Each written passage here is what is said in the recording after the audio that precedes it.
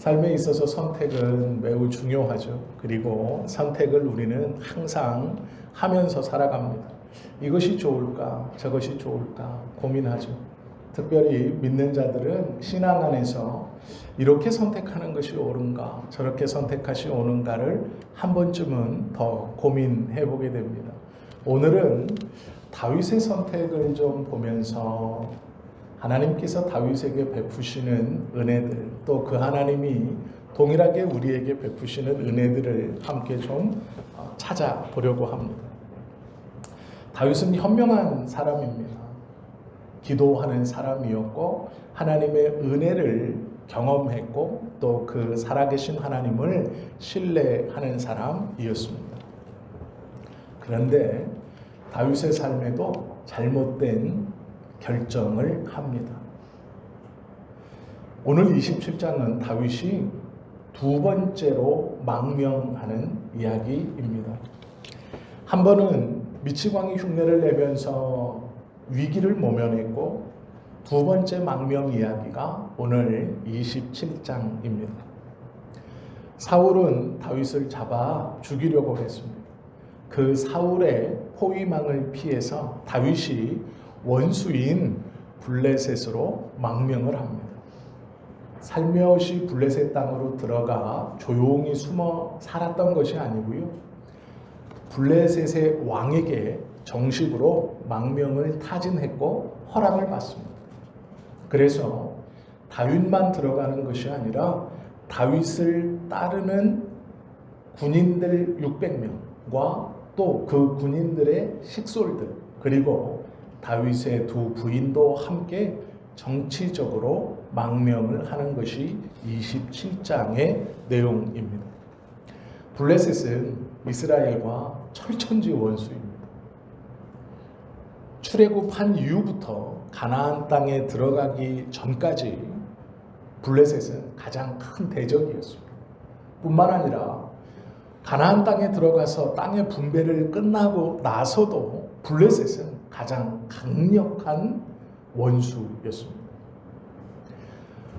이스라엘 사람들이 블레셋 사람들의 압박과 핍박이 얼마나 힘들었으면 견디다 못해 하나님 앞에 왕을 달라고 부르짖었고 그 블레셋의 핍박 아래에서 견디다 못한 이스라엘 사람들이 오히려 블레셋과 친하게 지내는 것을 선택할 정도였습니다. 사울은 이스라엘의 첫 번째 왕이 된 이후부터 마지막까지 약 40년 이상을 블레셋과의 전쟁하는데 모든 것을 다 쏟아붓습니다. 다윗도 마찬가지로 왕이 돼서 왕이 된 직후 블레셋과의 전쟁을 계속해 나갑니다. 다윗이 태어나기 전부터 블레셋은 이스라엘을 지배하고 있었습니다. 그리고 그 훨씬 전부터 블레셋은 이스라엘의 가장 큰 원수였습니다. 다윗이 유명하게 된 계기가 있습니다. 우리는 다 알고 있죠. 골리앗의 목을 벤 사건으로 다윗이 유명해졌습니다. 골리앗이 어떤 나라 장수입니까? 블레셋 장수입니다. 이스라엘과 블레셋뿐만 원수가 아니라 그 이스라엘에서 장군을 했던 다윗도 블레셋과는 원수입니다. 또 하나 우리가 기억해야 할 것이 있습니다. 다윗은 사무엘을 통해 이스라엘의 두 번째 왕으로 기름 부음 받았습니다.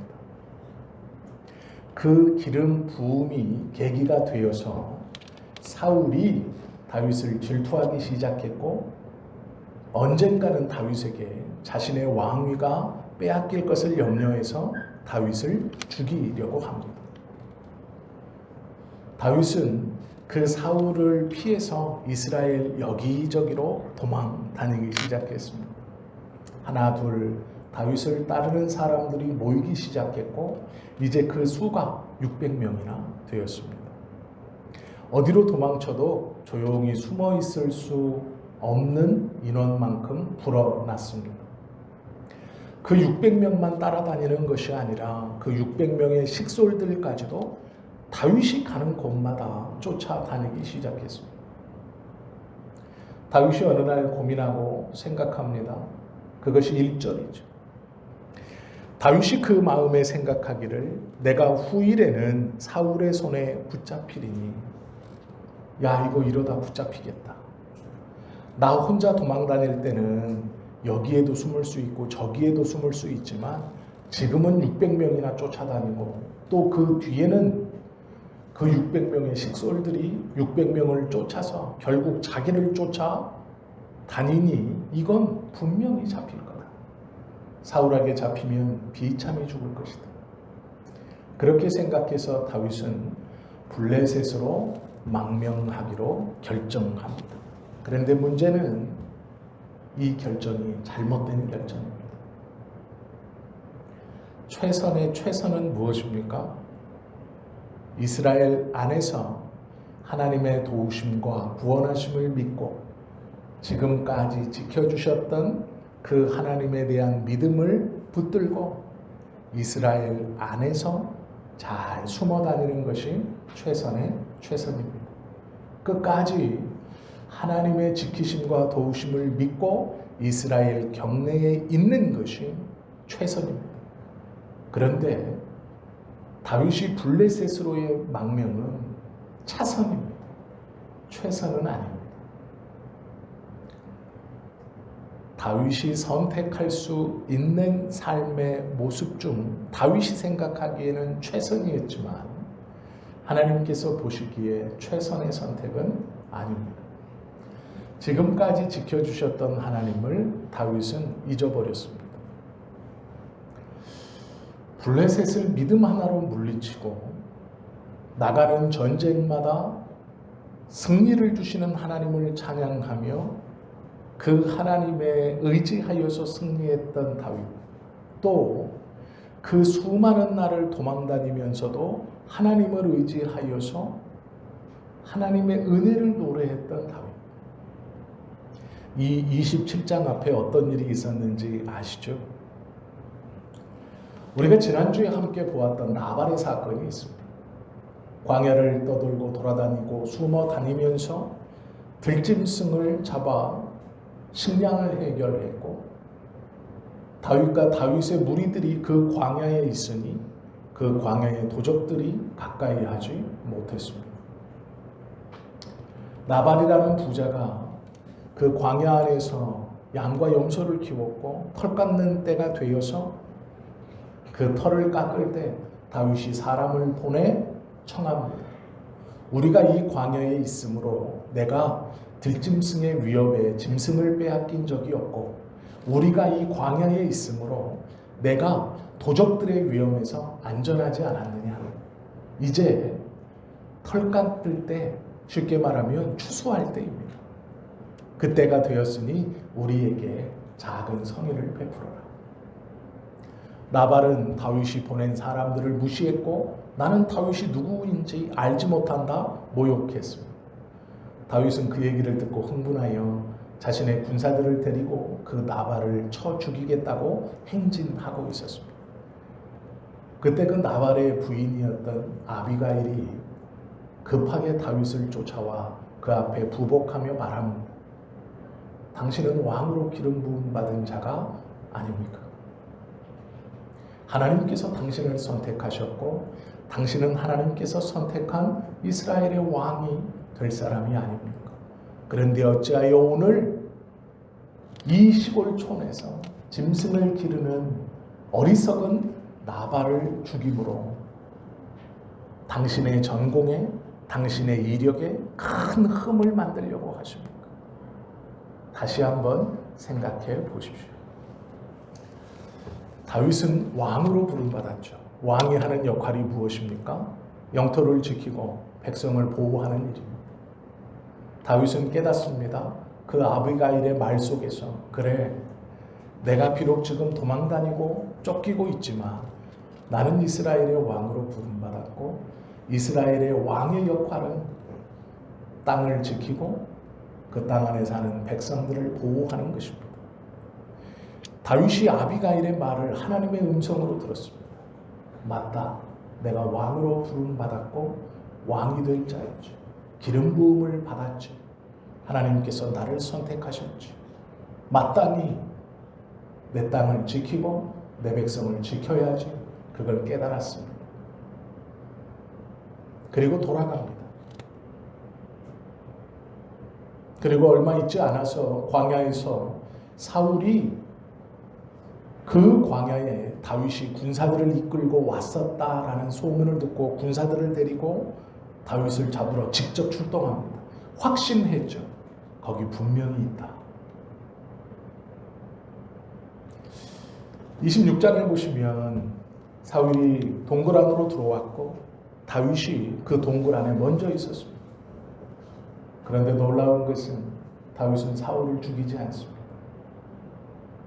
하나님께 기름 부음을 받아 왕이 되었습니다. 하나님께서 하실 것이다. 그리고 27장입니다. 얼마나 놀랍습니까? 17장에서 아비가일을 통해 자신의 직분과 자신의 사명이 무엇인지 깨닫고 그것을 하나님의 음성으로 들어 회복되었습니다. 그리고 자신을 잡아 죽이려고 하는 사울을 눈앞에서 보고도 아무런 행동도 취하지 않고 하나님께서 하실 것이다 라고 물러섰습니다.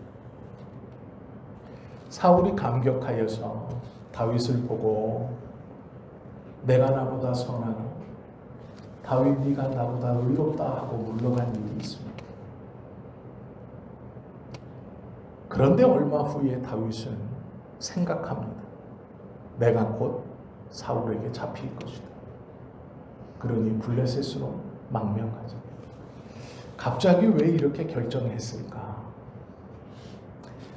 마음을 회복했고 은혜도 베풀었는데 왜 갑자기 블레셋으로의 망명을 결정했을까? 이건 최선의 결정이 아니죠. 믿음의 결정이 아니죠. 다윗이 이렇게 결정한 첫 번째 이유가 있습니다. 성경은 1절에서 그 말을 하고 있죠. 어떻게 말합니까? 내가 후일에는 그 앞에 다윗의 마음 상태가 어땠다고 말합니까? 다윗이 그 마음에 생각했습니다. 자기가 자신의 삶을 생각해 보았습니다. 어떤 생각을 해 보았겠습니까?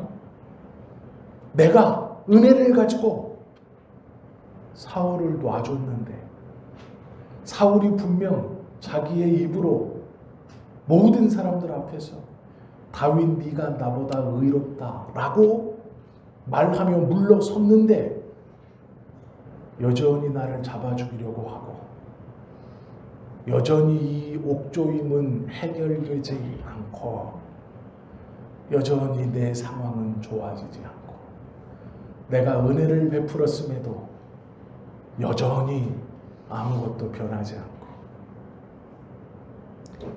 자기 마음에 생각했습니다. 그렇게 기도하던 다윗이 27장에 보면 기도한다는 내용이 없습니다. 27장의 시작이 중요합니다. 다윗이 내 마음에 생각하기를. 하나님께 기도함이 없이 자신의 삶을 자기가 생각해 보니 방법이 없습니다. 해결책이 보이지 않습니다. 무엇인가 불안하고 바뀌는 것은 없습니다. 내가 큰 친절을 베풀었음에도 핍박은 더욱더 심해집니다. 이게 먼저입니다. 자신의 삶에서 하나님을 빼고 생각했습니다. 기도하지 않았습니다. 자신의 삶을 자기가 생각해 보니 암담합니다. 그래서 잘못된 생각을 합니다. 또 하나가 있겠죠. 그건 공허함입니다. 약 10년이 시간 동안, 정확히 말하면 이 시기는 8년 반째입니다. 8년 반의 삶 동안 약 8년의 시간 동안 변하지 않는 쫓김, 지칠만 하죠. 죽을 고비를 수도 없이 넘기고 그 죽을 고비고비마다 기도하면서 하루하루를 버티는 그 삶이 점점점 다윗을 지치게 했습니다. 그리고 마음에 공허함이 몰려오게 한 것이죠. 하나님 없이 자신의 삶을 자기가 혼자 생각하고 그 마음의 공허함이 최고치에 치닫고 기도하지 않았습니다. 그는 잘못된 선택을 하게 됩니다. 자신의 삶을 하나님 없이 생각해 보면 우리의 삶도 마찬가지로 변할 것이 없고 솟아날 구멍이 없죠. 우리 또 다윗과 별반 다르지 않죠. 최선의 최선은 하나님을 믿고 그 자리를 지키는 것입니다. 그런데 다윗은 그러지 못했습니다. 잘했던 다윗인데, 잘 견뎠던 다윗인데 어느 날 이러한 결정을 하죠. 토마스 롱의 고통과 씨름하다라는 책이 있습니다. 한번 시간이 되시면 구입해서 읽어보시기를 권해드립니다. 이 책의 내용에서 보면 엄마와 딸이 유태인의 이야기가 소개되어 있는데요. 가스실로 걸어가면서 엄마는 압니다. 저게 가스실이다. 가둬놓고 불태워 죽인다는 걸 엄마는 압니다. 유대인을 큰 광장에 세워놓고 가스실로 그룹으로 들여보내고 있습니다. 사진 한 장이 있어요. 어떤 사진이냐면 자신의 동네 사람들 일부가 그 그룹에 속해서 가스실로 들어가는 모습입니다. 그걸 뒤에서 엄마와 딸이 지켜보고 있는데 엄마가 그 들어가는 순간에 딸의 눈을 가리고 있는 사진입니다. 그 사진 한 장이 있고 그 밑에 하나님 저들로 인하여 요 현실에 마침표를 찍게 하지 마십시오라는 말이 있습니다.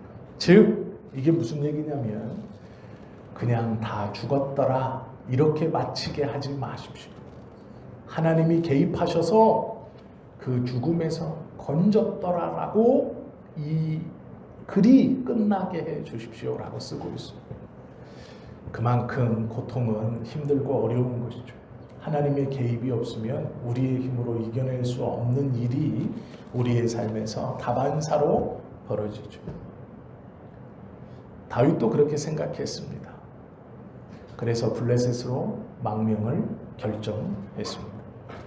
망명했을 때 블레셋 왕 아기스가 다윗에게 묻습니다. 너의 망명이 진짜이냐?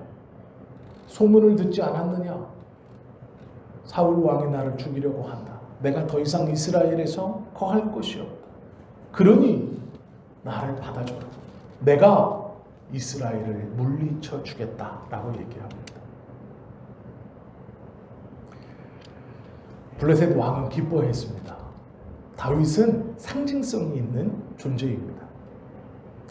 이스라엘과 전쟁에서 상징성이 있는 게 아니고요. 블레셋에 넘어왔다는 것만 해도 상징성이 있습니다. 그래서 블레셋 왕은 다윗의 망명을 기뻐했습니다.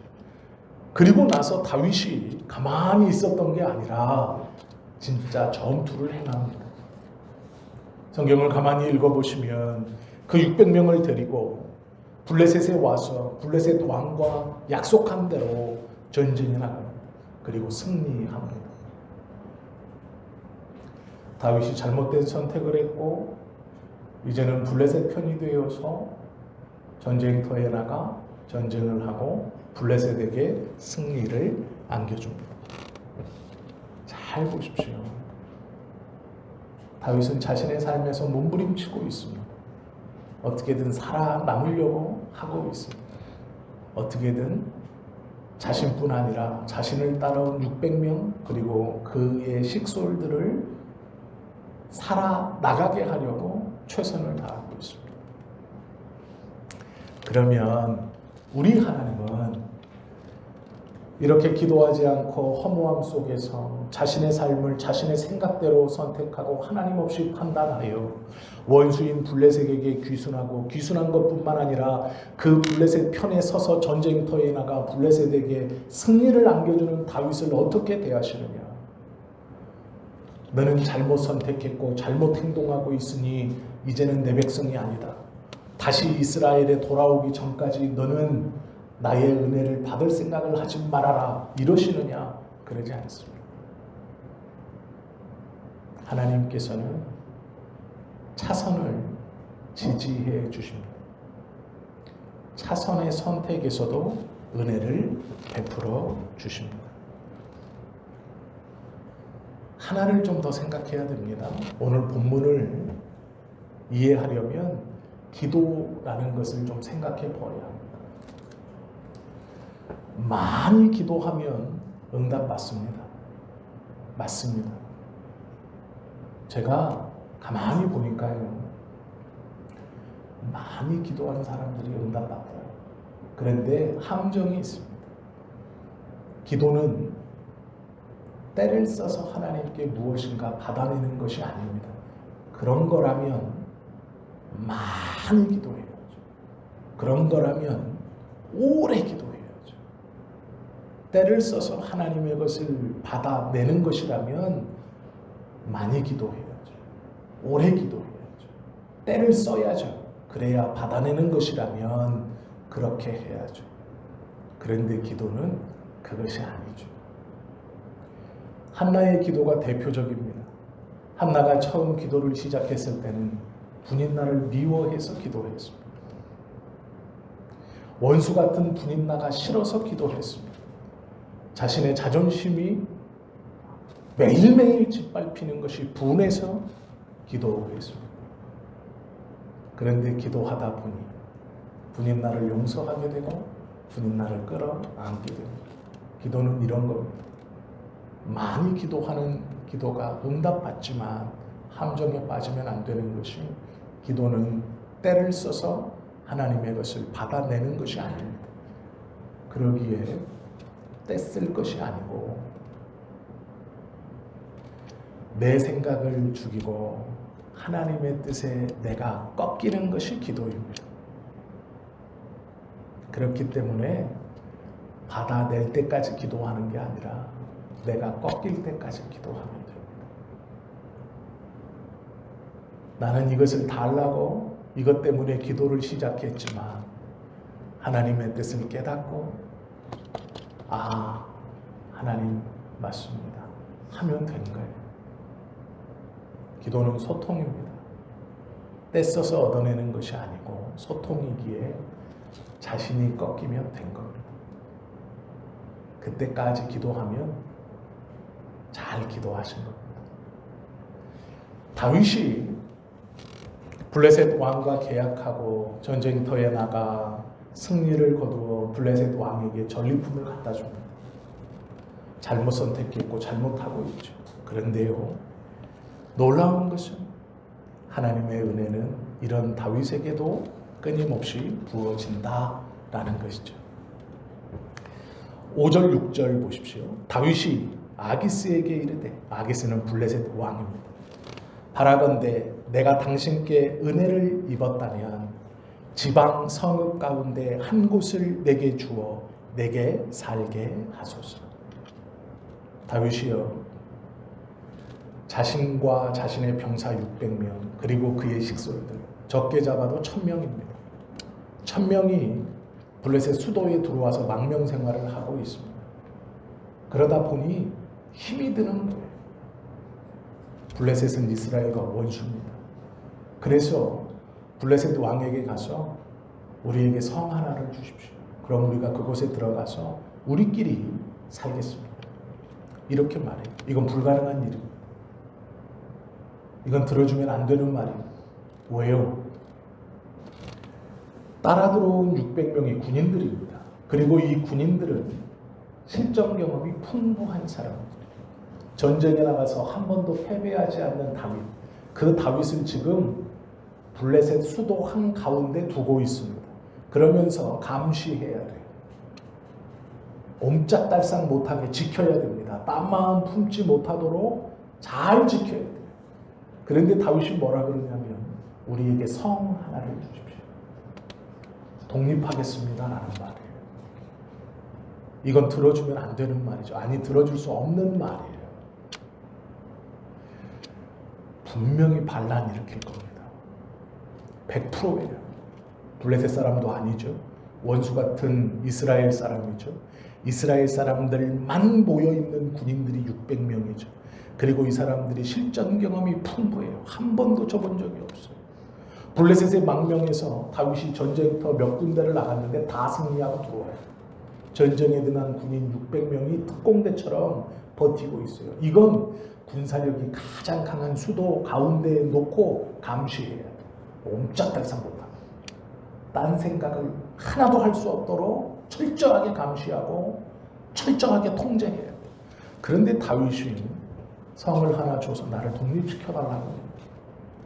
놀라운 것은요, 이 왕이 성을 줍니다. 그래? 그러면 내가 줄게 라고 해서 아기스가 그 말을 들은 날 바로 시글락을 다윗에게 줍니다. 그런데 놀라운 일이 벌어집니다. 5절 6절을 잘 보십시오. 다윗이 아기스에게 이르되 바라건대 내가 당신께 은혜를 입었다면 지방 성읍 가운데 한 곳을 내게 주어 내가 살게 하소서. 당신의 종이 어찌 당신과 함께 왕도에 살리이까 하니 아기스가 그날에 시글락을 그에게 주었으므로 시글락이 오늘까지 유다 왕에게 속하니라. 성을 주는 것도 불가능한 일인데요. 그 성을 주었는데 그 성이 유다와 블레셋의 즉 이스라엘과 블레셋의 경계가 됩니다.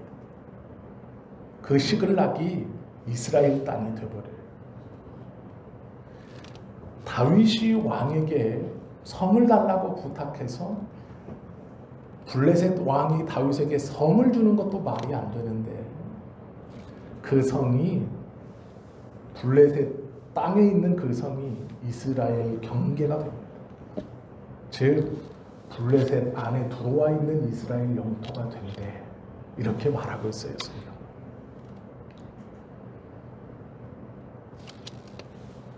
이 왕은 자기가 주었다고 생각하지만 하나님께서 다윗에게 성을 허락하신 겁니다. 이걸 만약에 이 왕이 신하들과 논의했다면 안 줬을 거예요. 그래? 그럼 우리 중신들하고 좀 논의해보다가 결정해서 통보해줄게 하면 안 줬을 거예요. 왜요? 주면 안 되는 거예요. 줄 수 없어요. 그런데 그날 바로 결정해서 이 성 시글락을 준다라고 말합니다. 다윗은 그 말을 듣고 얼른 이주하죠. 그리고 나서 어떤 일을 또 행하느냐. 7절 8절 보십시오. 다윗이 블레셋 사람들의 지방에 산 날수는 1년 4개월 16개월을 그 블레셋 땅에서 망명 생활을 하며 살았습니다. 그런데 다윗과 그의 사람들이 올라가서 전쟁을 합니다. 그술 사람과 기르스 사람과 아말렉 사람을 침노하였으니 쳐들어갔다는 얘기예요. 쳐들어온 거를 방어한 게 아니라 쳐들어가서 전쟁을 했어요. 그들은 예적부터 술과 애굽 땅으로 지나가는 지방의 주민이라. 이제 블레셋 군인이 되어서 다윗이 전쟁에 적극적으로 임합니다. 쳐들어온 사람을 방어해서 지켜낸 게 아니고 블레셋 경내 바깥에 있는 이방 민족들을 전쟁해서 블레셋 안으로 복속시키는 일을 해요. 아기스 왕의 수족이 된 것 같습니다. 그런데 잘 보십시오.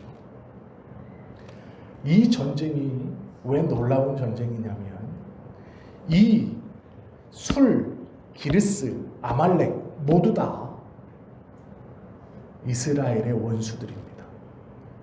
이렇게 생각하시면 쉬워요. 이스라엘 땅 주변에 여러 이방 민족이 이스라엘 땅을 노리고 있습니다. 그 중에 가장 강력한 것이 블레셋이고 그 이스라엘 땅을 노리는 여러 민족 중에 술, 기스, 아말렉이 있는 겁니다. 다윗은 지금 블레셋 군복을 입고 있지만 이스라엘의 원수들을 해결하고 있습니다. 블레셋에게도 물론 이들은 원수들이죠. 이들이 꼭 이스라엘만 쳐들어온 것은 아닙니다. 블레셋도 쳐들어와요. 그래서 블레셋 사람도 약탈해가고 그들의 노예들, 여자들도 남자들도 어린아이들도 잡아갑니다.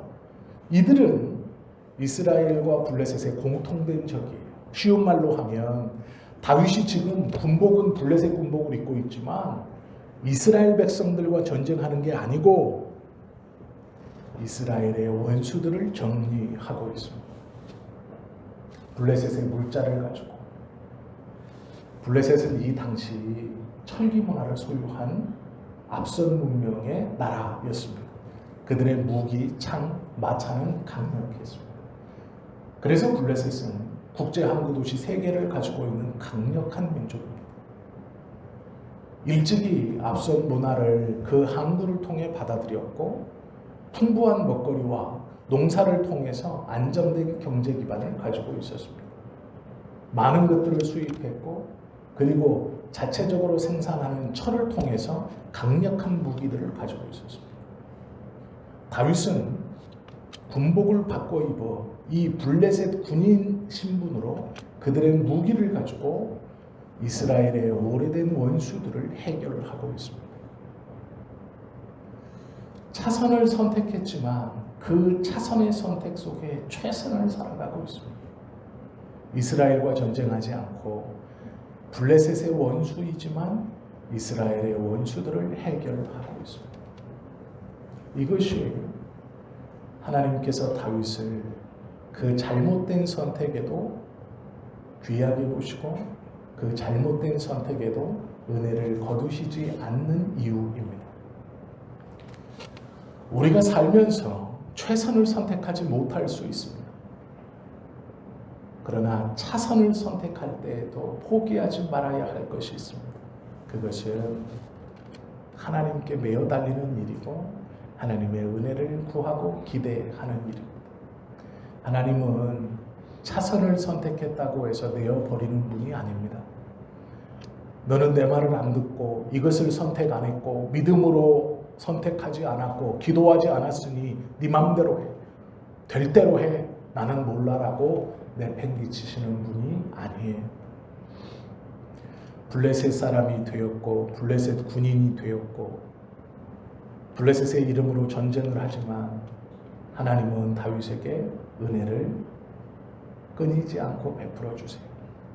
그들을 전쟁에서 승리케 하시고 블레셋 왕의 마음을 움직여 성을 갖게 하시고 그 성이 블레셋의 영토를 넓히는 성이 아니라 이스라엘의 영토를 넓히는 성으로 사용되게 하시고 하나님께서는 다윗의 잘못된 선택에서도 그의 은혜를 끊이지 않는 분이세요. 다윗이 잘해서가 아니고요. 하나님이 은혜로우셔서 그렇습니다. 우리도 대부분의 삶에서 차선을 선택하죠.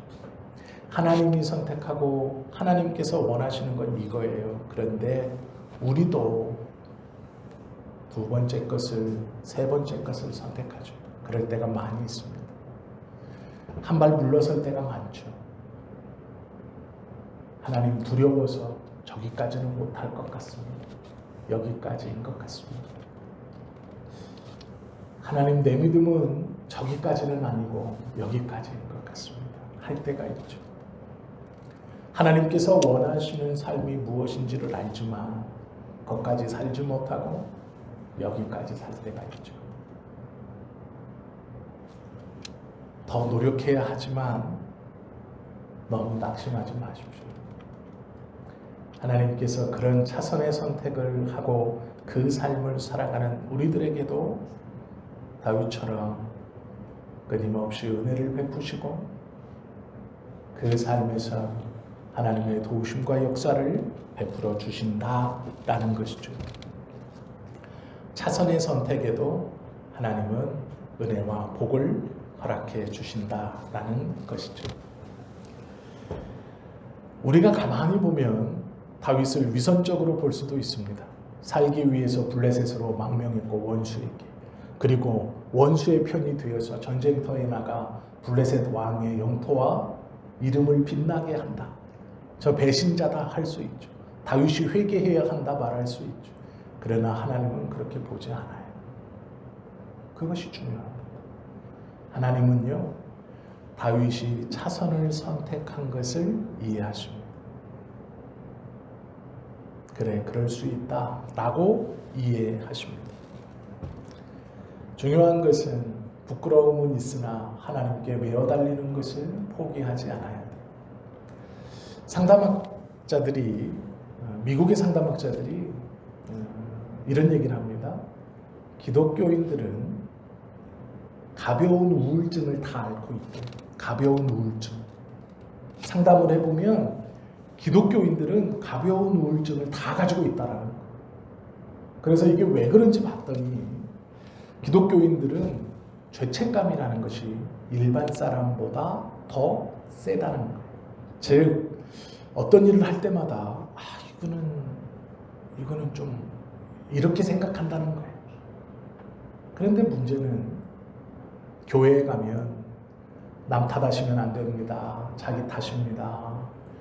하나님 앞에서 최선을 다해서 죄와는 피 흘리기까지 싸워야 됩니다. 거룩하고 성결하고 흠이 없어야 됩니다. 라는 말을 들으니 그 말을 듣고 자신의 삶을 돌아보면 내가 그렇게 살지 못하는 현실 앞에서 우울감을 느낀다는 거예요. 즉 죄책감을 느낀다는 거예요. 이게 미국의 상담학자들이 통계로 낸 거예요. 일반인들보다 기독교인들이 가벼운 우울증을 가지고 산다. 이게 죄책감이죠. 양심의 선이 높아는 그래요. 내가 좀 더 못하는구나. 내가 더 잘할 수 있는데 왜 나는 그렇게 못 살지? 라는 것이죠. 이게 좋은 것일 수도 있지만 그렇지 않아요. 우리의 삶은 대부분 차선을 선택하며 사는 삶입니다. 당당하라는 얘기는 아니에요. 그게 잘한다는 얘기는 절대로 아닙니다. 그러나 우울하실 필요 없어요. 하나님은 우리를 잘 아십니다. 그래서 차선을 선택하시는 것이, 우리가 차선을 선택하는 것이 어떠한 마음이고 어떠한 환경인지 모르시지 않아요. 그리고 그 안에서도 회복될 때까지 끊임없이 은혜를 베풀어 주세요. 죄책감 때문에 하나님에 대한 기도를 쉬지 마세요. 내 주제에 이 일을 하고 있으면서 이런 상황에서 하나님께 기도하는 것이 말이 돼요? 아니요. 말이 돼요. 그러기에 하나님이신 거예요.